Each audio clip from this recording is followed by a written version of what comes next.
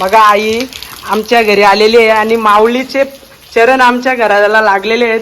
तुझी पिशवी राहिलेली आई नाही त्या जाऊ दे.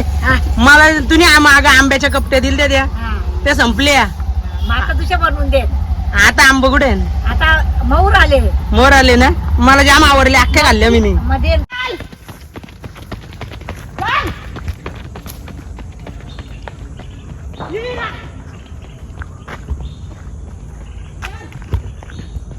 मित्रांनो यो बघा हा मल्हार इथं रस्त्याला भेटला. मानिवली मधले आम्ही निघले. मानिवली मधला.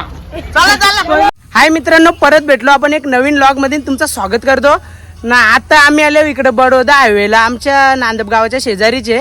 तर तिकडनं तुम्हाला सांगतो कोण येणार आहे माहिती आहे आमच्या घरी. राहुलबाईची मम्मी येणार आहे माझ्या घरी.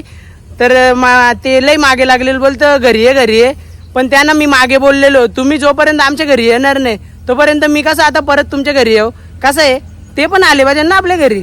मग आई माझ्यासाठी घरी येणार आहे. मग आता त्यांना मी न्यायला आलो इकडं मुरबाड हायवेला. तर आता रस्त्याला थांबलोय. आता त्यांची वाट बघतो ना. माझ्यासोबत आहे माझा भाऊ रोहित. तर तुम्हाला दाखवतो कसं ड्रेसिंग मारून आले ना. जिमला जायला लागतं म्हणून त्यांनी रिक्षानं चण आणले आणि पिशवीन घाला.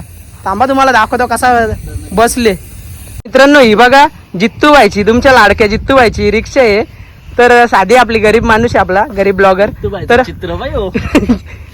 ती कसं एक ह्या असतं जरा शिटानं आकर्षित करायसाठी.